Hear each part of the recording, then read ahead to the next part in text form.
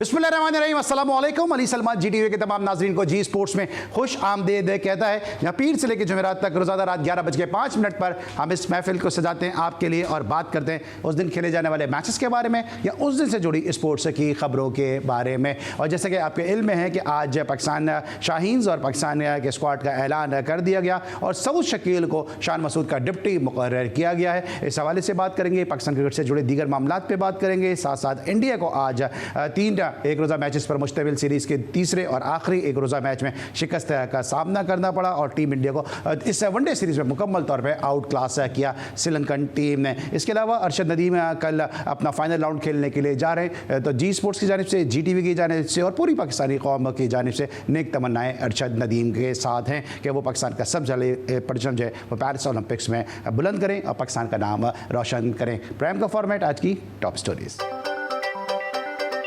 Paris Olympics में पाकिस्तान के तमगा जीतने की उम्मीद बरकरार। कौमी हीरो अरशद नदीम कल जेवलिन थ्रो के फाइनल राउंड में सलाहियतों का मुजाहिरा करेंगे। ओलंपिक्स गेम्स में पाकिस्तान का नाम रोशन करना चाहता हूँ, पुरउम्मीद हूँ कि फाइनल में अच्छा रिजल्ट दूँ। कौम मेरी कामयाबी के लिए दुआ करे, अरशद नदीम। पाकिस्तान क्रिकेट बोर्ड में वक़ार यूनिस की तकर्री चैलेंज। लाहौर हाई कोर्ट के जस्टिस शहराम कल समाअत करेंगे। बांग्लादेश के खिलाफ टेस्ट होम सीरीज के लिए 17 रुकनी कौमी टीम का ऐलान। टेस्ट स्क्वाड की क़यादत शान मसूद करेंगे। सऊद शकील शाहीन आफरीदी की जगह नायब कप्तान मुकर्रर। मीर हमजा, मोहम्मद हुरैरा, कामरान गुलाम और मोहम्मद अली की कौमी टीम में एंट्री। आमिर जमाल की टेस्ट टीम में शमूलियत फिटनेस से मशरूत। पाकिस्तान शाहीन्स का बांग्लादेश के खिलाफ सीरीज के लिए तरबियती कैंप इस्लामाबाद क्लब में शुरू हो गया। श्रीलंका ने भारत को तीसरे वनडे मैच में 110 रन से शिकस्त देकर 27 साल बाद सीरीज जीत ली। अफगान क्रिकेटर एहसानुल्लाह जन्नत पर मैच फिक्सिंग के इल्जाम में 5 साल की पाबंदी लगा दी गई। Commander Karachi real admiral Mohammad Salim ने 28वीं नेवल चीफ गोल्फ चैंपियनशिप का इफ्तिताह कर दिया। इवेंट में दिफाई चैंपियन शब्बीर इकबाल समेत 633 खिलाड़ी हिस्सा ले रहे हैं। और मेयर कराची बैरिस्टर मुर्तजा वहाब से यूथ फुटबॉल टूर्नामेंट नॉर्वे में दूसरी पोजीशन हासिल करने वाली टीम की मुलाकात। मेयर कराची का यूथ फुटबॉल टीम की हौसला अफजाई के लिए 1 मिलियन रुपए इनाम देने का ऐलान। जी जनाब, ये थी आज की टॉप स्टोरीज़। और टॉप स्टोरीज़ में आपने देखा कि पाकिस्तान शाहीन्स का तरबियती कैंप जो है इस्लामाबाद क्लब में उसका आगाज़ हो चुका है। पाकिस्तान के 17 रुकनी स्क्वाड का ऐलान कर दिया है। पाकिस्तान क्रिकेट से जुड़े मामलों पर गुफ्तगू करने के लिए, सिलेक्शन के हवाले से गुफ्तगू करने के लिए आज मेरे साथ एक ऐसी शख्सियत मौजूद है कि जिन्होंने डोमेस्टिक क्रिकेट में बहुत ज़बरदस्त परफॉर्मेंस पेश की और उस दौर में कि जब बहुत ही किताबी क्रिकेट खेली जाती थी, कोचिंग मैनुअल के मुताबिक क्रिकेट खेली जाती थी, उस दौर में ये ज़बरदस्त स्ट्रोक मेकर भी थे, स्ट्रोक प्लेयर भी थे, साथ साथ मास्टर ऑफ स्पिनर भी थे। और फिर उसके बाद जब ये मैनेजमेंट में गए तो इन्होंने पाकिस्तान की जो फर्स्ट क्लास क्रिकेट है उसकी डायनामिक्स को चेंज करने में बड़ा इंपॉर्टेंट रोल प्ले किया। कप्तानों के कप्तान एक ऐसे सख्त गिर किस्म के मैनेजर कि जिनकी मैनेजमेंट में अगर मैं नाम लूँगा तो आप सोचेंगे कि यार ये कैसे इन प्लेयर्स को संभालते थे और सबको कैसे एक साथ ड्रेसिंग रूम में रख के टीम का माहौल अच्छा रखते थे। आमिर सुहेल, आकिब जावेद, रमीज़ राजा, राशिद लतीफ़ और साथ साथ हुमायूं फिदा हुसैन, अताउर रहमान, ये वो चंद नाम हैं कि जो इनकी मैनेजमेंट में, इनकी मैनेजरशिप में एक ही ड्रेसिंग रूम को शेयर करते नजर आए। और आप मुझसे ज़्यादा जानते हैं कि सारे नाम जो हैं अपने अपने तई एक अलग दास्तान है, एक अलग किताब है जिनके बारे में आप सुनते और पढ़ते भी रहते हैं। मेरे साथ मौजूद हैं कप्तानों के कप्तान, ज़बरदस्त फर्स्ट क्लास क्रिकेटर और हमारे बहुत ही करीबी बुजुर्ग और हमारे बहुत ही अच्छे दोस्त शोएब हबीब साहब। एक तवील अरसे के बाद उन्होंने हमें ज्वाइन किया। सर अस्सलाम वालेकुम and welcome to the show. वालेकुम अस्सलाम, थैंक यू। अली कैसे आप? खैरियत से? ठीक ठाक? मैं बहुत अच्छा, आप जगा देते हो, बहुत अच्छा कर दिया। इसके अलावा मेरे साथ वीडियो लिंक पे या टेलीफोन लाइन पे इनफैक्ट आप मौजूद होंगे उससे थोड़ी देर के बाद पाकिस्तान के फॉर्मर टेस्ट क्रिकेटर और एक ऐसे क्रिकेटर कि जिन्होंने मुख्तलिफ मौक़ों पर 12 जो उन्होंने सिलेक्शन कमेटी में फ़राइज़ अंजाम दिए, उनकी आई के हवाले से कहा जाता है कि उनकी जो आई है वो बड़ी ज़बरदस्त है और प्लेयर को जो परखने की उनकी पहचान है वो बहुत ज़बरदस्त है। शोएब भाई ने भी कराची की सिलेक्शन जब की तो इन्होंने भी खुर्रम मजूर, खालिद लतीफ़ जैसे प्लेयर कराची को दिए और फिर उसके बाद वो पाकिस्तान के लिए भी हमें खेलते हुए नज़र आए। सबसे पहले ज़रा बात कर लेते हैं शोएब भाई से इस स्क्वाड के हवाले से कि स्क्वाड क्या है। सर सबसे पहले तो ये बताइए जो टीम अनाउंस हुई है, पाकिस्तान की होम सीरीज़ है, 2 टेस्ट मैचेस पाकिस्तान को खेलने, इतना बड़ी बारात सजाने की ज़रूरत थी? 17 लोगों की जो बारात सजाई है, क्योंकि यहाँ तो आप फ़ौरन ही कॉल कर सकते थे, कोई इतना फासले तो है नहीं इतने। बिस्मिल्लाहिर्रहमानिर्रहीम। पहले तो देखने वालों और सुनने वालों को अज़हर खान साहब को मेरा सलाम। बड़ा अच्छा सवाल करा स्टार्ट में ही आपने। देखें, सबसे पहले तो ये जब मैंने 17 लड़कों का स्क्वाड देखा तो मेरे को तो वहाँ सबसे ज़्यादा हैरत ये हुई कि इस स्क्वाड में ना मुझे लेफ्ट आर्म स्पिनर नज़र आया, ना मुझे राइट आर्म लेग स्पिनर नज़र आया, ना मुझे कोई जेन्युइन ऑफ स्पिनर नज़र आया। अच्छा, एक बड़ी अच्छी बात बोली आपने, मैं इसको शुरू में ही क्लियर कर देता हूँ। देखें, ये होम सीरीज़ थी। होम सीरीज़ में ऐसा नहीं होता। होम सीरीज़ में मतलब अगर आप इस कुछ करना चाहते हैं, यंगस्टर को लाना चाहते हैं, आप 12 लड़कों का स्क्वाड अनाउंस करते, 13, 14, 15 अंडर 19 और जूनियर के 2 लड़के रख लेते, 15 और आपका ड्रेसिंग रूम का माहौल भी अच्छा रहता। अच्छा, मेरे लिए जो सबसे बड़ी हैरत की बात है, मेरे लिए सबसे बड़ी हैरत की बात ये कि आपने 6 फास्ट बॉलर रखे हैं, 6 फास्ट बॉलर रखे हैं, फिर साथ में आपने उसको रखा है, क्या नाम है, अबरार। तो एक ही स्पिनर है ना। जिस तरीके से आजकल हमारे मुल्क में चल रहा है, एक आदमी को 2 चीज़ें करा दो, तो मेरे ख्याल में इनका वही काम है कि अबरार ऑफ स्पिन भी कर लेगा, अबरार लेग स्पिन भी कर लेगा, मतलब किसी चीज़ की ज़रूरत नहीं है। और मेरे पास मेरे लिए जो सबसे ज़्यादा सरप्राइजिंग चीज़ थी मेरे लिए तो ये है, क्या नाम है, साइम अयूब। अच्छा, अब साइम अयूब को जब आपने टीम में रखा है तो फिर आपको उसको खिलाना पड़ेगा। मतलब तो उसको होना नहीं चाहिए था इस स्क्वाड में। अगर आप उसको रखते हैं तो फिर आपको उसको खिलाना पड़ेगा। ये चीज़ हो गई। अच्छा, दूसरी चीज़ ये जो अभी इन्होंने ए टीम अनाउंस करी है, ए टीम पर आता हूं क्योंकि अजहर भाई ने भी मुझे ज्वाइन किया। ए टीम पे मैं आता हूं, जरा ए टीम के स्क्वाड को भी डिस्कस करेंगे मेरे साथ। जिस तरह भी शोएब भाई ने खुद कहा कि स्पिनर्स जो हैं वो पाकिस्तान की टीम के अंदर नहीं है, तो आज हमारे शो में 2 ऑफ स्पिनर हैं, शोएब हबीब साहब और अजहर खान साहब, जो अपने वक्त के बड़े ज़बरदस्त ऑलराउंडर भी रहे और 1975 में जिस टीम को इंग्लैंड गई थी उसमें मियादाद कासिम उमर जैसे प्लेयर थे, उसको लीड भी किया था अजहर खान साहब ने। हमें ज्वाइन किया अजहर भाई ने, शो में खुशामदीद कहते हैं। अस्सलाम वालेकुम सर, कैसे हैं आप? जी वालेकुम अस्सलाम अली भैया, ठीक ठाक। और शोएब हबीब साहब को मेरा बहुत बहुत सलाम। थैंक यू खान साहब, मेरा भी आपको बहुत बहुत सलाम। सर, हम सबकी जानिब से आपको। सर, ये 17 रुकनी स्क्वाड है, आप खुद सिलेक्शन कमेटी का पार्ट रहे हैं, बहुत सारे प्लेयर्स आपने अपनी सिलेक्शन के जरिए दिए भी हैं। ये होम सीरीज में कभी आपने देखा कि इतनी बड़ी बारात सजाई गई हो, इतना बड़ा जो है वो बस भर के जो टीम की सिलेक्शन की गई हो? अली सलमान, आपने दुखी रंग जो है ना वो छेड़ी है। दुनिया में कहीं भी आप चले जाए ना, जहाँ पर भी टेस्ट क्रिकेट हो रही है, वहां पर आज तक कोई भी 17 मेंबर स्क्वाड जो है ना वो अनाउंस नहीं करता। आप इंग्लैंड में चले जाएं, आपको 11 खिलाड़ी नजर आएंगे। 12वां वो तब रखते हैं कि जो पहला दिन जो खत्म हो जाता है ना, उसके बाद वो कहते हैं जाओ भाई अपना काउंटी क्रिकेट खेलो। आप ऑस्ट्रेलिया में चले जाएं, 12 या 13 से ज्यादा प्लेयर्स नहीं होते। न्यूजीलैंड में चले जाएं, साउथ अफ्रीका में, इवन के अगर आपका हमसाया मुल्क जो हिंदुस्तान है वहां पर चले जाए, वहां पर भी इतना बड़ा स्क्वाड नहीं होता। तो हैरत ज़दा चीज जो मुझे नजर आई है कि भाई मेरे, ये आपने सोचा कि ये जो टेस्ट मैच पहला आपका होगा ये किस मौसम में हो रहा है? ये मौसम है भादों का।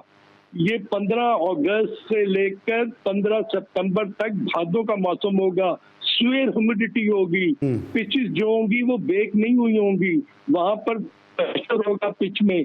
तो आपने सिर्फ एक स्पिनर रखा, और वो भी स्पिनर इब्रार अहमद, जो के पिछले 4 माह से किसी किस्म की कंपेटिटिव क्रिकेट नहीं खेला। ना उसको आपने आयरलैंड के खिलाफ खिलाया, ना इंग्लैंड के, ना वर्ल्ड कप, और इवन के जो आपका 50 ओवर्स का वर्ल्ड कप था उसमें भी वो जो था इंजरी की वजह से नहीं खेल सका। तो आपने जब एक स्पेशलिस्ट स्पिनर रखा है, तो क्या आप समझते हैं कि पाकिस्तानी कंडीशन में जहां पर बॉल जो है बहुत जल्दी सॉफ्ट हो जाता है और बॉल जो है तेज बॉलर्स के लिए इतना अच्छा वो वहां पर स्विंग और सीन नहीं करता, तो अली भैया मुझे ये बताएं कि आपका जो फास्ट बॉलर है उसको आप कहते हैं कि जी वर्कलोड हमने इसके ऊपर इतना नहीं डालना। आपका मेन बॉलर कौन है? वो शहनशाफी भी है। अब अगर आपने वर्कलोड नहीं डालना तो एक दिन में 90 ओवर्स करने हैं आपने, और 90 ओवर्स अगर कंप्लीट नहीं करते तो वो 6 घंटे का प्ले जो है 6.5 घंटे पर चला जाएगा। तो इसका ये मतलब है कि आप वर्कलोड तो अपने फास्ट बॉलर पर डाल रहे हैं। एक आपने रखा है आमिर जमाल, जो कि जिसकी फिटनेस का आपको नहीं पता कि is going to be fit for the test matches और नॉट। तो मेरा अपना जो एक पर्सनल व्यू है, जो आपका सवाल है वो थोड़ा सा मैं लंबा उसका जवाब कर दिया। उसकी सिर्फ यही वजह है कि ये जो 17 खिलाड़ी हैं जो इनको इतने बड़े स्क्वाड पे सिलेक्ट किया है, ये मैं हैरत ज़दा हूँ। बिल्कुल जनाब, हम सब हैरत ज़दा हैं। और जिस तरह अभी अजहर भाई भी बात कर रहे हैं, इस तरह शेख हबीब भाई भी बात कर रहे हैं कि पाकिस्तान का स्क्वाड है ये बैलेंस स्क्वाड नहीं है, और हम देख रहे हैं कि बड़े फास्ट बॉलर हैं। पाकिस्तान के पिचेस को देखते हुए क्या हम एक स्पिनर से जाने के मुताबिक हो सकते हैं? और स्पिनर भी वो स्पिनर है कि जो पाकिस्तान क्रिकेट बोर्ड और पाकिस्तान की मैनेजमेंट उसको खिलाने के लिए तैयार नहीं है। उसकी चाय बनाने की वीडियो तो रिलीज़ करते हैं कि अबरार चाय बहुत अच्छी बनाता है, प्लेयर जाके उसके कमरे में चाय पीते हैं, लेकिन खिलाने के लिए उसको तैयार नहीं है। और उसको इतनी इंपॉर्टेंट सीरीज़ में जो ICC टेस्ट चैंपियनशिप का हिस्सा है, एक स्पिनर के तौर पे पाकिस्तान की टीम जा रही है और पाकिस्तान फास्ट बॉलर पर रिलाई करेगा। अब पिंडी टेस्ट मैच की जो पिच है, इसको पहले आपको पता है डीमेरिट पॉइंट मिल चुका है। कराची में जो पिच है, क्या फास्ट पिचेस बनाई जाएंगी, ये देखना होगा। और इस तरह बात की है कि जी 17 खिलाड़ियों का स्क्वाड है, इतना एक्सपेंस जो है वो किया जा रहा है। तो जिस तरह भी बाबर आजम कहते थे डेटा बहुत है, तो ऐसा लगता है पाकिस्तान क्रिकेट बोर्ड के पास पैसा बहुत है। मिलते एक छोटे से ब्रेक के बाद।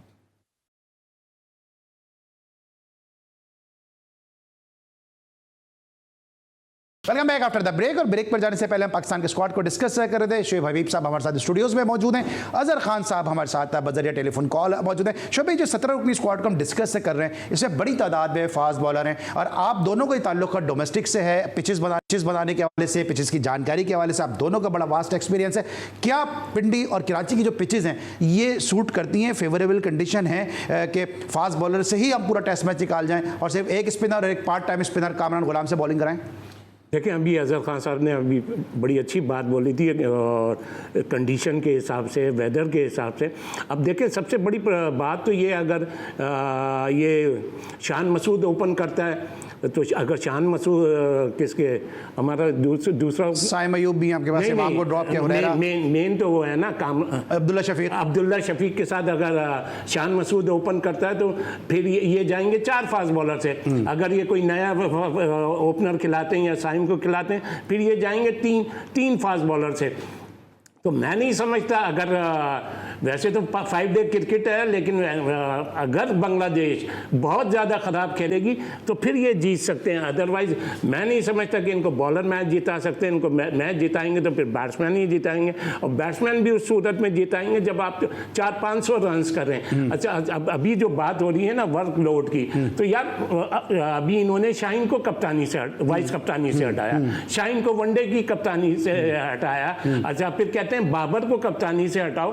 तो मेरी ये समझ में नहीं आ रहा कि अच्छा, अभी जब ऑस्ट्रेलिया गए थे तो ऑस्ट्रेलिया जाने से पहले अगर आप सरफराज को भी कप्तान बना सकते थे। तो मेरा मेन कहने का मकसद ये है, मेरी ये समझ में नहीं आ रहा कि शान में कौन सी ऐसी खूबी है। 3-0 आप हार कर आए हैं, 28 समथिंग का अपना वो है एवरेज है। तो ये ऑस्ट्रेलिया में, अच्छा चले काउंटर क्वेश्चन ये है कि चले ऑस्ट्रेलिया में अगर शान मसूद हार के आ रहा है तो और यहाँ से ऐसे कौन से डॉट ब्रैडमैन है जो ऑस्ट्रेलिया में सीरीज जीत कर आए हैं? मैं ये नहीं कह रहा। मैं बात क्या कह रहा हूँ कि मतलब शाहीन को आपने कप्तानी से हटा दिया। अच्छा, फिर आपने शाहीन को वाइस कप्तानी से हटा दिया। अच्छा, फिर आप अब जैसे बाबर अभी वर्ल्ड कप के मैच हार कर आया तो बाबर को आप कप्तानी से हटा रहे हैं। तो मैं यही बात कह रहा हूँ, इसमें कौन सी ऐसी खूबी है कि ये कंटिन्यू करे, या कौन सी इतनी बड़ी परफॉर्मेंस है। टीम का सबसे मेन प्लेयर जो होता है 1, 2, 3 होते हैं, फिर आप टीम के कप्तान हैं। तो ये मेरा कहने का मतलब है। अच्छा सर भाई, आपको क्या कॉम्बिनेशन कंपोजिशन लगता है टीम का? क्योंकि अब्दुल्ला शफीक भी मौजूद हैं, शान भी मौजूद हैं, हुरैरा भी मौजूद हैं, और साथ साथ अभी इन्होंने साइम अयूब को भी रखा हुआ है। तो ये 4 ओपनर के साथ जा रहे हैं, फास्ट बॉलर की भरमार है, ओपनर्स की भरमार है। तो आपको क्या लगता है कि एक तरफ ये कहते हैं डोमेस्टिक को हम इज्जत देंगे, मैं इस पर भी बात करूंगा। अभी आप उस वक्त में शामिल थे, फॉर्मर प्लेयर के जो जाके चेयरमैन साहब से मिले, तो क्या लगता है आपको कि क्या ये हुरैरा को टेस्ट कैप मिल जाएगी? क्या अब्दुल्ला शफीक और शान मसूद के साथ जाएंगे, या फिर साइम अयूब पे एक दफा फिर एतमाद किया जाएगा? नहीं, देख अली, मेरा ख्याल है कि जो अब्दुल्ला शफीक है वो हुरैरा के साथ प्रोबेबली, जो कि मैं फील कर रहा हूँ, वो हुरैरा के साथ वो प्रोबेबली ओपन जाएंगे। अब देखिए, नंबर 3 पर आ जाएगा आपका शान मसूद, और नंबर 4 जो है वो बाबर आजम को होगा, और नंबर 5वां साउथ शकील जो है वो है आपके पास, और छठा जो है वो आगा सलमान जो है वो आ सकते हैं। 7वां ऑब्वियसली आपका विकेट कीपर होगा, और 8वां इब्रार होगा, और 3 आपके फास्ट बॉलर होंगे। तो इसी कॉम्बिनेशन को मैं फील कर रहा हूँ। आई मे बी रॉन्ग, मगर आप अगर उससे सहमत करें तो मुझे ये कॉम्बिनेशन लगता है। हाँ, अब आपका वो सवाल आ जाता है कि टेस्ट मैच जीतने के लिए आपको जो है वो 20 विकेटें लेनी पड़ेंगी और आपको 20 विकेटें लेने के लिए अपनी बॉलिंग स्ट्रेंथ पर जाना पड़ेगा। अब आप ये मुझे बताएं कि जब आप 6 फास्ट बॉलर स्क्वाड में रखते हैं तो आपका स्ट्रॉन्गर पॉइंट क्या हुआ? वो तो आपका फास्ट बॉलिंग हुआ ना। तो क्या आप 3 फास्ट बॉलरों के साथ जाएंगे या 4 फास्ट बॉलरों के जाएंगे? अगर 4 के साथ जाएंगे तो फिर आपको एक बैटर जो है वो ड्रॉप करना पड़ेगा अपने मिडल ऑर्डर में। तो उसके साथ अगर आप 3 के साथ जाते हैं तो 3 फास्ट बॉलर्स का वर्कलोड जो है, जो कि अभी शोएब भाई भी बात कर रहे थे, उसको किस तरह आप डिस्ट्रीब्यूट करेंगे? टेस्ट मैच 5 दिन का होता है, इसके 15 सेशन होते हैं। आपको टेस्ट मैच जीतने के लिए एटलीस्ट 10 से 11 सेशन जीतने पड़ते हैं, तब आप टेस्ट मैच जीतते हैं। ठीक है। तो इन माय ओपिनियन इस कॉम्बिनेशन के साथ जो मैंने आपसे अभी इसका जिक्र किया है, आपका स्ट्रॉन्गर पॉइंट स्पिनर मुझे नहीं लगता। खाली इकदार पर आप अगर आपने बैंक करना है तो सलमान अली आगा को आप as a makeshift right arm off spinner खिला सकते हैं। तो उसके लिए आपको मिडिल ऑर्डर में उसकी जगह बनानी पड़ेगी। तो आई थिंक इस कॉम्बिनेशन में क्या फास्ट बॉलिंग आपकी स्ट्रेंथ होगी या आपकी स्पिनिंग अटैक होगी? स्पिनिंग अटैक में ना आपके पास राइट आर्म ऑफ स्पिनर है, ना लेफ्ट आर्म स्पिनर है और ना राइट आर्म लेग स्पिनर है। तो आपके पास वेरिएशन ऑफ बॉलिंग तो है नहीं। स्पिनर में एक मिस्ट्री बॉलर है इब्रार अहमद। अब ये देखना है कि गार्ड किस तरह अपने आप को ना कंसोलिडेट करता है after playing after a long lay off. और 38 विकेट उन्होंने टेस्ट मैचेस में ली है। He is a very fine bowler और वो पाकिस्तान के लिए विकेट ले भी सकता है। ठीक है, विकेट ले सकते हैं। अच्छा अजहर भाई, थोड़ा सा वक्त महदूद है क्योंकि मुझे बहुत सारे मुद्दों पे आप दोनों से बात करनी है। ये पाकिस्तान ए के हवाले से भी थोड़ी सी मैं बात करना चाहता हूँ कि पाकिस्तान ए के स्क्वाड को किस तरह देखते हैं, क्योंकि साहबजादा फरहान ना पाकिस्तान के टेस्ट स्क्वाड का हिस्सा है, ना पाकिस्तान ए का पाकिस्तान शाहीन का हिस्सा है। तो ये साहबजादा फरहान को ऑस्ट्रेलिया के मुश्किल तौर पर तो आप बतौर कैप्टन बना के भेज रहे हैं, लेकिन जब बांग्लादेश यहाँ पर आ रही है तो साहबजादा फरहान जो है वो स्क्वाड से जो है वो आउट है। शब भाई पहले आपसे फिर अजहर भाई से पूछता हूँ। देखिए, ये जो पाकिस्तान का स्क्वाड देखा, इसमें भी मुझे बड़ी हैरत हुई। इस स्क्वाड में पाकिस्तान ए में लोग प्रमोट करते हैं, आपसे सरफराज को डिमोट करके पाकिस्तान ए में लिया है। अच्छा, फिर आप सरफराज किसकी कप्तानी में खेलेगा? सऊद शकील की।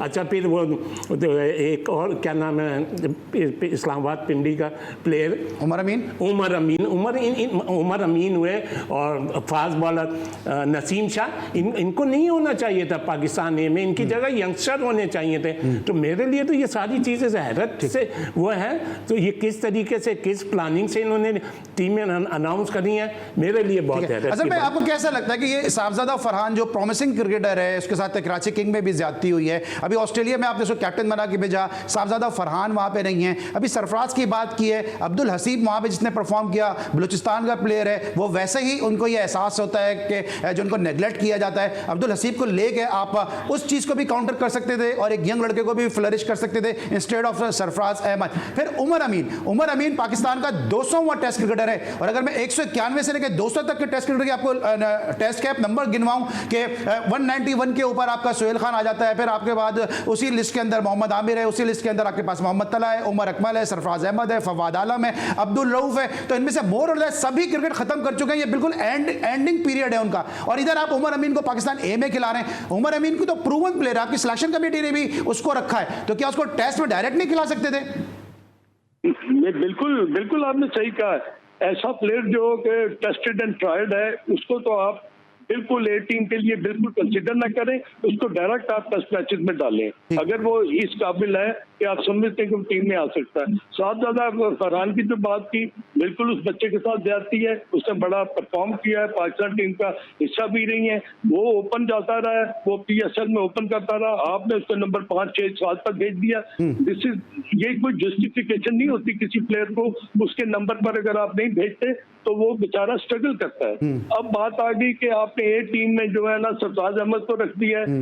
अब मुझे बताएं कि सरफराज सच अ सीनियर प्लेयर, क्या सरफराज को आप 4 दिन का मैच खिला के ये मैसेज दे रहे हैं कि भाई हमने मोहम्मद रिजवान को खिलाना है और तुम्हें हम क्या टेस्टेड और ट्रायल कर रहे हैं? नो। अगर आपने मोहम्मद रिजवान को टेस्ट मैच खिलाना है तो फिर सरफराज को 4-डे मैच खिलाने की कोई जरूरत नहीं है। If he wants to be a part of the team बिल्कुल सही। देखिए सर, साद बेग को ले लिया आउट ऑफ द वे जाके, और अब्दुल हसीब को बाहर कर दिया जो आपके सिस्टम का हिस्सा था, जो आपके अभी ऑस्ट्रेलिया के टूर में भी था। नहीं अली, देखें क्रिकेट में ना दो चीजें बड़ी इंपॉर्टेंट होती हैं कि अगर आपने किसी को भी सिलेक्ट किया है ना, तो फिर ये जो 2 टेस्ट मैचेस है ना, आप एक टेस्ट मैच खेलने के बाद किसी को भी चांस देने के बाद आप उसे ड्रॉप नहीं करेंगे, अगला भी टेस्ट आपको खिलाना पड़ेगा। ये कोई जस्टिफिकेशन नहीं है कि आपने एक बंदे को 2 इनिंग्स खिलाई उसके बाद उसको निकाल दिया और फिर वो बेचारा बिल्कुल आंख ओझल और पहाड़ ओझल वाली बात हो जाती है। तो इससे बेहतर यही है कि जब भी आप किसी को चांस दें तो खुदारा प्रॉपर चांस दें। हाँ, अब मेरा एक और क्वेश्चन है जो मैं आपके साथ और शोएब भाई के साथ कंपेयर करना चाह रहा हूँ। जेसन गिलेस्पी का ये पहला टूर है, वो ऑस्ट्रेलिया में टीम के साथ है। क्या उसने भी अपनी इनपुट दी कि ये लड़के जो हैं इनको टेस्ट मैचेस में होना चाहिए और इनको लॉन्गर वजन का टेस्ट मैच खेलना चाहिए? तो इसमें क्या उसकी जो आउटपुट है वो भी कोई मैटर करती है? जी बिल्कुल अजहर भाई, क्योंकि इसमें जो सुनने में आ रहा है कि कामरान गुलाम को जो इंक्लूजन है वो गिलेस्पी की रिकमेंडेशन पे ही हुआ, क्योंकि वो लेफ्ट आर्म स्पिन उनसे उन्होंने करवाई है और लेफ्ट आर्म स्पिनर के तौर पे कामरान गुलाम को यूज़ किया जा सकता है। इस वक्त हम लेंगे ब्रेक, और जब ब्रेक के बाद वापस आएंगे तो टीम सिलेक्शन को यहीं पर पाकिस्तान क्रिकेट के मामला को हम देखेंगे कि क्या वजह है कि एक जो है शतरंज के प्यादे को जो है वो एक जगह से उठा के दूसरे खाने में फिट किया जा रहा है, दूसरे खाने से तीसरे खाने में फिट किया जा रहा है। पाकिस्तान में क्रिकेटर्स की क्या जो है कामयाबी है या कमी हो गई है, क्रिकेट बोर्ड को ये सब चीज़ें नज़र क्यों नहीं आ रही हैं? मिलते एक छोटे से ब्रेक के बाद।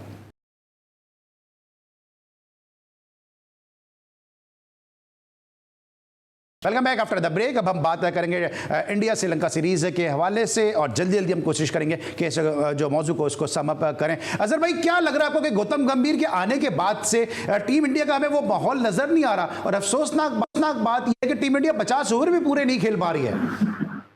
देखें अली, बड़ा ही मैंने तीनों मैचेस जो है ना ये वनडे के ये ऑलमोस्ट मैंने फॉलो किए हैं और उनको देखा भी है। मुझे ऐसे लगा है कि जैसे इंडियन टीम की जो साइकी है ना वो बहुत मुख्तलिफ सी हो गई है। जितने भी उनके बैटर्स हैं वो अपने आप को ये समझते हैं कि हम जाएंगे और हम उड़ा के रख देंगे, और जो एटीट्यूड है प्लेयर्स का और जिस तरह वो एक्सेल कर रहे हैं इन मैचेस में। एक तो ये है कि श्रीलंका ने टॉस जीतकर तीनों मैचेस में पहले बैटिंग की और उन्होंने बड़ा अच्छा रन्स किए, और फिर उनकी बॉलिंग में ना मुझे वो जो उनके स्पिनर्स है ना उसमें बहुत ज्यादा क्लास नजर आई, स्किल नजर आया, बॉल को स्पिन करने का तरीका नजर आया। लेफ्ट आर्म स्पिनर जो उनका है उन्होंने बहुत अच्छी बॉलिंग की। महेंद्र सिंह ने 6 विकेटें लेकर दूसरा तो जो वनडे मैच था वो जिताया। तो आई थिंक कि मुझे कुछ ऐसा लगा कि जैसे इंडियन जो है ना वो बिल्कुल ओवर कॉन्फिडेंट हो गए कि हम जाएंगे और उड़ा के रख देंगे। अच्छा अजहर भाई, आप कह रहे हैं हम जाएंगे उड़ा के रख देंगे, लेकिन मेरी जो थोड़ी बहुत नॉलेज है, मुझे ऐसा फील होता है कि हर आदमी ये सोचता है कि यार विराट कोहली कर लेगा, विराट कोहली सोचता है रोहित शर्मा कर देगा, दूसरा सोचता है पराग कर लेगा, तीसरा सोचता है KL राहुल कर लेगा। शोएब, आपको लगता है कि हर आदमी जो है वो ये सोच के जाके खेल रहा है कि यार ये भी है ना पीछे, ये कर लेगा? देखिए नहीं, ऐसा नहीं है। दे ऑल प्रोफेशनल, ये प्रोफेशनल है और हर एक की जो जिम्मेदारी है वो उसको करनी चाहिए। अभी मैं खान साहब की बात से एग्री करता हूँ। श्रीलंकन स्पिनर्स ने आउट क्लास गेंदें करी हैं, आउट क्लास। अच्छा अब थोड़ा सा इंडिया की तरफ आ जाए ना। देखिए इंडिया PSL खेल के गया, प्लेयर ने PSL खेला वो T20 था, वर्ल्ड कप खेला, T20 खेला। अच्छा अगर आप T20 भी देखें उसमें कोई इंडिया ने आउट क्लास क्रिकेट नहीं खेली। पाकिस्तान से वो हारा हुआ मैच जीत गया, फाइनल वो हारा हुआ जीत गया।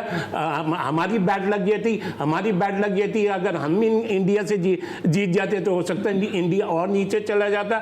और फिर इंडिया की जितनी भी वो परफॉर्मेंस देखी जाए तो आप ये देखेंगे रोहित शर्मा ने थोड़े से रन कर दिए थे, और जो मेन उनका रोल था वर्ल्ड कप में वो पांड्या का था, और उसका वो फास्ट बॉलर क्या नाम है, बुमराह। अदरवाइज इंडिया तो इतनी आउट क्लास क्रिकेट नहीं खेल रहा था। जो T20 वर्ल्ड कप हुआ ना ऑलमोस्ट सबों ने मतलब तकरीबन टीमों ने एक सी क्रिकेट खेली थी। इंडिया को क्या एडवांटेज हो गया, इंडिया को एडवांटेज ये हो गया था कि इंडिया 2-3 हारे हुए मैच जीत गया। इवन के आप देखें ना, अच्छा जो सबसे ज्यादा बैड लक हुई थी T20 वर्ल्ड कप में वो हुई थी साउथ अफ्रीका के साथ, और थोड़ी बहुत अगर मैं समझता हूँ तो वो वेस्ट इंडीज के साथ, जहां उन्हें मैच जीतना चाहिए था वो नहीं जीत पाए थे। तो रहा सवाल ये कि इंडिया, ये जरूर हो सकता है कि मत कहते हैं ना ओवर कॉन्फिडेंस हो गया कि यार हम वर्ल्ड चैंपियन है, लेकिन वर्ल्ड चैंपियन हो या प्रोफेशनल हो ना, एक आध मैच के बाद हिल जाती है। तो मैं सारा क्रेडिट देता हूं किसको, श्रीलंका को, श्रीलंका के बैट्समैनों ने, श्रीलंका के बॉलर ने आउट क्लास। ठीक है, अच्छा सर भाई, क्या आपको लगता है कि गौतम गंभीर को जो है वो वार्म वेलकम किया गया या खुशदिली के साथ उसको कबूल किया गया? क्योंकि खबरें ये भी आ रही है कि उनके गौतम गंभीर चूंकि थोड़े से एग्रेसिव हैं तो उनको इतना अच्छा जो है वो सीनियर प्लेयर ने वेलकम नहीं किया है। बड़ा अर्ली होगा प्रेडिक्ट करना अली सलमान, क्योंकि गौतम गंभीर का भी पहला टूर है और ये देखना है कि वो जिनकी जगह ले रहा है वो वर्ल्ड चैंपियन होके, अभी राहुल द्रविड़ जो है उन्होंने खैर बात किया है अपनी कोचिंग को, तो उनको रिप्लेस वो कर रहे हैं। उम्मीदें बहुत ज्यादा है, एक्सपेक्टेशन बहुत ज्यादा है, टीम का मोरल बहुत ऊंचा है, मगर जब टीम हारती है ना तो आप ब्लेम गेम शुरू कर देते हैं। रोहित शर्मा नो डाउट ने रन्स भी किए हैं और बड़े तेज उन्होंने रन्स किए हैं, मगर क्या वो टीम को जिताने में कामयाब हुए? नहीं। जैसे ही वो आउट हुए और 3-4 विकेट जल्दी गिरी और उसके बाद प्रेशर जो वो बिल्ड करना शुरू किया और ऐसा लग रहा था कि इंडिया की बैटिंग जो है मिडिल ऑर्डर और लोअर मिडिल ऑर्डर बिल्कुल बेबस हो गई है अगेंस्ट दी श्रीलंकन स्पिनर्स, और उसका बहुत अच्छा इस्तेमाल किया। मेरा ख्याल जय सूर्या का भी माइंडसेट जो है ना वो नजर आ रहा है कि एज ए कोच वो कितना ज्यादा इन्वॉल्व हुए हैं और अपनी टीम को कितना बैकअप कर रहे हैं। श्रीलंका जो है वो एज ए न्यू कैप्टन आए हैं और he is trying to prove few things. उन्होंने जरूर अच्छी कप्तानी की है, बॉलिंग भी अच्छी की है। तो इसमें अगर ओवरऑल आप देखें ना तो जो कंडीशंस थी वो फेवर कर रही थी। नो डाउट कि इंडिया के पास बहुत अच्छे मिडिल ऑर्डर बैट्समैन थे, बैटर्स थे और वो अच्छा परफॉर्म कर, मगर मेरा ख्याल है कि टॉस ने बड़ा वाइटल रोल प्ले किया और जैसे ही 240-50 रन श्रीलंका कर लेती थी तो उनको पता था कि हमारे स्पिनर जो है हम इनसे अटैक करेंगे, विकेट टेकिंग ऑप्शंस बढ़ जाएगी, और वही उन्होंने करके दिखाया। और ये सीरीज जो उन्होंने ऑलमोस्ट एक तो मैच आपका टाई हो गया और मैच श्रीलंका जीत गया, तो all credit to Sri Lanka. All credit to Sri Lanka. लेकिन साथ साथ बड़ा अच्छा पॉइंट रेज किया अजहर भाई ने, और मेरा अगला सवाल भी यही बनता था कि सर जयसूर्या का जो इम्पैक्ट है वो श्रीलंकन टीम पे नजर आ रहा है, क्योंकि एक फाइटर की तरह श्रीलंकन टीम खेलती नजर आ रही है। संदीप सूर्या अपने जमाने में खेला करते थे। ब्रेक लेंगे और जब वापस आएंगे तो बात करेंगे अब जरा जो ओहदों की जो बंदरबाट हो रही है पाकिस्तान क्रिकेट बोर्ड में, इसको डिस्कस करेंगे। मिलते हैं ब्रेक के बाद।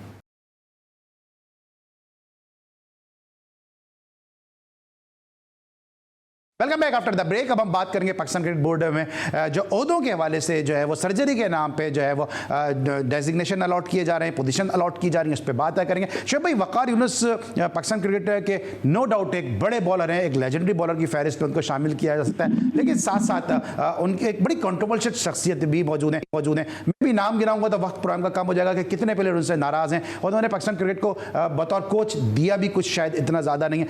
ये क्या लगता है आपको, ये ओहदा जो है उनकी शख्सियत से ज़्यादा बड़ा नहीं है? देखिए मैं इसको इस तरीके से कह देता हूँ, देखिए ये वकार यूनुस वगैरह हुए, ये तो 2-2 3-3 बारियाँ ले चुके हैं और इंसान का एक अपना रंग होता है तो वो अपना रंग दिखा चुके हैं। तो मैं नहीं समझता कि इनको मैं एक चीज़ कहता हूँ, चलें देखें ये जो हमारे चेयरमैन साहब हैं ना, ये बादशाह सलामत हैं और दुनिया में जितने भी नाअहल लोग हैं या जिसको मैं सेठ ही कह देता हूँ, जाहिल हैं, वो बादशाह ही होते हैं। वो बादशाह इसलिए होते हैं कि वो अपने वजीरों पे डिपेंड करते हैं, वो उनकी एडवाइजों पे चलते हैं, तो उन्हें नजर आना चाहिए था कि वकार क्या कर देगा। अब आप देख लेना, अभी ये टीमें अनाउंस हुई हैं, तो मैं नहीं समझता, मैं तो ये समझता हूँ, मैं रिक्वेस्ट करता हूँ प्राइम मिनिस्टर साहब से या जो भी लोग हैं, सीधा सीधा इनको चेंज करना चाहिए। क्या ना, इनको बादशाह सलामत को, मोहसिन नकवी साहब को चेंज करना चाहिए और बिल्कुल नई लॉर्ड लेकर आनी चाहिए। सही, बिल्कुल नई लॉर्ड लेनी चाहिए। सर भी शोएब भाई कह रहे हैं कि 3-4 दफा अपनी बारियां ले चुके हैं और कहा जाता है कि मोमिन जो वो एक सुराख से बार बार नहीं डसा जाता। एक मोमिन से ही पूछ लेता हूं, अजहर भाई क्या कहेंगे? जी अजहर भाई, वकार यूनुस की इंडक्शन जो है ना, इसको मैं डिफरेंट पर्सपेक्टिव में देखता हूँ। वो इसलिए कि वो जब एज ए कोच थे, एज ए बॉलिंग कोच थे और एज ए मेंटोर थे, जो भी थे, तो वो रोल उनका खत्म हो गया। अब जब उनको इस रोल में लेके आए ना, तो उनको एक चीज प्रूव करनी पड़ेगी कि क्या मैं क्रिकेट को इस लेवल पर लेके जाऊं जहां पर लड़कों का फायदा हो, प्लेयर्स प्रोड्यूस हो और पाकिस्तान की क्रिकेट को फायदा पहुंचे। हमारी फर्स्ट क्लास क्रिकेट क्यों खत्म हो रही है? आप देखिए, जब क्लब क्रिकेट खत्म होती है ना, तो ये एक लेटर होता है। अगर क्लब क्रिकेट अच्छी नहीं है तो आपकी सारी क्रिकेट इफेक्ट करती है। आपकी स्कूल क्रिकेट रहती है, आपकी कॉलेज, आपकी यूनिवर्सिटी, ये सारी चीजें जो है बेमायनी हो जाती है। इसलिए क्लब क्रिकेट पर जोर देना बहुत जरूरी है। अच्छा अजहर भाई, जरा मैं हम आपको जरा दोबारा से कॉल करते हैं, क्योंकि थोड़ी डिस्टॉर्शन आपकी आवाज में आ रही है। मैं प्रोडक्शन टीम से भी कहूंगा कि जरा अजहर भाई को दोबारा कॉल करें, जब तक मैं शोएब भाई से इनका इनपुट ले लूं कि शोएब भाई क्या करें। शोएब भाई, इस पर कुछ अगर आप ऐड करना चाहें। मैं यहाँ खास साहब से इख्तलाफ करता हूँ। देखिए, एक शख्स ने 3 किस्म के रोल कर दिए, उन तीनों में वो फेल हो गया, तो आप कैसे एक्सपेक्ट कर लेंगे ये इसमें पास हो जाएगा? और जहाँ तक ये जो बात है, ये तो एक आम क्रिकेटर को जिसने क्रिकेट खेली हुई है, जो ऑर्गेनाइजर रहा है, जो इतने 100 फर्स्ट क्लास मैचेस खेले, जैसे खान साहब खुद भी सिलेक्टर रहे हैं, मैच रेफरी भी रहे। ये तो एक सिंपल सी थ्योरी है कि क्रिकेट कहाँ से शुरू होती है। क्रिकेट शुरू होती है स्कूल से, कॉलेज से, अंडर 16 से, अंडर 19 के बाद प्रोफेशनल होती है, यूनिवर्सिटी होती है, पाकिस्तान यूनिवर्सिटी होती है। क्या ये वकार यूनुस साहब को बताना पड़ेगा? मैं नहीं समझता कि इनको होना। अच्छा सर, अभी आप कह रहे हैं कि वो अभी दूसरे रोल में आ रहे हैं, तो क्या पाकिस्तान में क्रिकेटर खत्म हो गए कि ये मूवी की तरह एक पहले जो है वो पहले विलन होता है, बाद में आके वो अगले हाफ में जो है वो हीरो बन जाता है, पता चलता है तो बहुत ही अच्छा आदमी है। तो ये क्या क्रिकेटर खत्म हो गए कि वकार यूनुस को ला रहे हैं? और जिस अंदाज से लेकर आ रहे हैं कि 19 अगस्त को जो है वो लास्ट डेट है एप्लीकेशन सबमिट करने की, और 5 अगस्त को हमें बतौर एडवाइजर जो है मोहसिन नकवी साहब के साथ जो है वो शाना बशाना उनके बराबर वाली नशिस्त पे बरजमान नजर आ रहे हैं। तो ये क्रिकेट बोर्ड चल किस सिमत में रहा है? ये अली आपका बहुत बहुत जबरदस्त क्वेश्चन है। और मेरा आवाज बढ़ेगा पाकिस्तान की क्रिकेट का अलमिया भी यही है कि पता नहीं चलता कि जो भी अपनी चेयर पर आता है, अपनी बड़ी कुर्सी पर आता है, वो समझता है कि अगर मैं लोगों को बेवकूफ़ बना सकूं तो मैं बना दूं। अब आपने जो एडवर्टीजमेंट की बात की, और ऑलरेडी एक डिसीजन हो गया, और वकार यूनुस साहब जो है वो adviser to the Pakistan cricket board chairman लग गए, तो फिर ये इख्तियार वगैरह देने की क्या जरूरत है?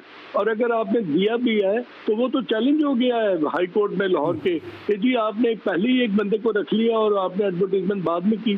तो ये दिस इज नॉट ऑन। ये चीजें जो है ना, इसी से पता चलता है कि आपके नूरे नजर जो है वो कौन है, और आप किस तरह एक प्लेयर को जो है या एक क्रिकेटर को, अब आई डोंट नो कि आपको तो खबरें ज्यादा मालूम होती हैं। मुझे ये बताएं कि वसीम अकरम से कोई कांटेक्ट किया किसी ने कि जी are you available to become the advisor to the Pakistan cricket board chairman? अब मुझे नहीं पता कि इसमें कितनी हकीकत है। ये भी एक र्यूमर है, इसमें कोई इतनी कोई ऑथेंटिसिटी नहीं है कि किया थोड़ा वकार यूनुस की तरह वहाब रियाज पे आ जाते हैं, क्योंकि सिर्फ 20-30 सेकंड है। भाई क्विकली बताएगा कि वहाब रियाज को बतौर chairman selection committee so called थे, सीनियर मैनेजर थे, फिर उसके बाद सर्जरी के नाम पे हटाया, फिर उनको हाई परफॉर्मेंस सेंटर की ट्रेनिंग पे मालदीव भेज दिया गया। तो लोग खत्म हो गए कि बार बार वही चेहरे घूम फिर के सामने आ रहे हैं। ये सब दिखावा है। मैं तो ये समझता हूँ वहाब रियाज आए इसकी एडवाइस पे हैं। ओ सॉरी, वकार यूनुस वहाब रियाज की एडवाइस पे आए हैं। अभी वहाब रियाज और मीन कहते हैं ना इम्पोर्टेंट ऑर्डर इसको मिलेगा। ठीक है, आप सर क्या कहते हैं? अजहर भाई क्विकली बताइएगा। नहीं, मेरा ख्याल है कि ये बड़ा एक इम्पोर्टेंट क्वेश्चन है आपका, और इसका जवाब जो है ना वो तो चेयरमैन पीसीबी दे सकते हैं। और मैं जो जवाब दूंगा वो ये है कि जब आपके मंजूर नज़र जब आ जाते हैं तो उसमें कोई नहीं, या वहाब रियाज हो या वकार यूनुस हो, doesn't make any sort of problem. और पाकिस्तान की क्रिकेट में मैं आखिरी आपको चंद अल्फाज कह दूँ कि खुदा करे वकार यूनुस की इंडक्शन अच्छी हो, पाकिस्तान क्रिकेट फले फूले, पाकिस्तान परफॉर्म करे, टेस्ट मैच जीते, टेस्ट चैंपियनशिप के लिए क्वालिफाई करे। ये सारी चीजें हमारी हम दुआ गो हैं कि पाकिस्तान क्रिकेट जो है ना फ्लोरिश करे, और उसके लिए आपको बहुत मेहनत की जरूरत है। आपके जो सैगैसिटी और विजडम है और जो आपके एक्यूमेन है, इसमें आपको बहुत बेहतर तरीके से बहुत मेहनत की जरूरत है। और हमें वकार यूनुस से कोई जाती या शख्सियती कोई इख्तिलाफ नहीं है, लेकिन जब हमारे मुल्क के अंदर मोहसिन हसन खान साहब जैसे लोग मौजूद हैं कि जो भी हैं, उन्होंने मैनेजमेंट में भी काम किया हुआ है, और भी दूसरे ऐसे प्लेयर मौजूद हैं हैं कि जो मैनेजमेंट के हवाले से बहुत जानकारी रखते हैं, तो फिर बार बार घूम फिर के हम वही लोग क्यों लेकर आ रहे हैं। शोएब भाई आपका बहुत बहुत शुक्रिया, अजहर भाई आपका बहुत शुक्रिया, आज के शो में आप हमारे साथ मौजूद थे। लेकिन इस पूरे किस्से को मैं सम अप करूंगा कि मुझे ऐसा लग रहा है कि जो जैकेट पहनाने वाले थे और जैकेट पहना के जो जैकेट बचाने वाले थे, वो सब इस वक्त जो है वो पीसीबी में यकजा हो गए और एक दूसरे के जो है वो प्रोटेक्ट कर रहे हैं। अंजुमन सताइश बामी इस वक्त पीसीबी बना हुआ है, देखते हैं ये कहां तक पाकिस्तान क्रिकेट को लेकर जाते हैं। आज के लिए बस इतना ही। अली सलमान को इजाजत दीजिए, अपना बहुत ख्याल रखिए, अल्लाह हाफिज़।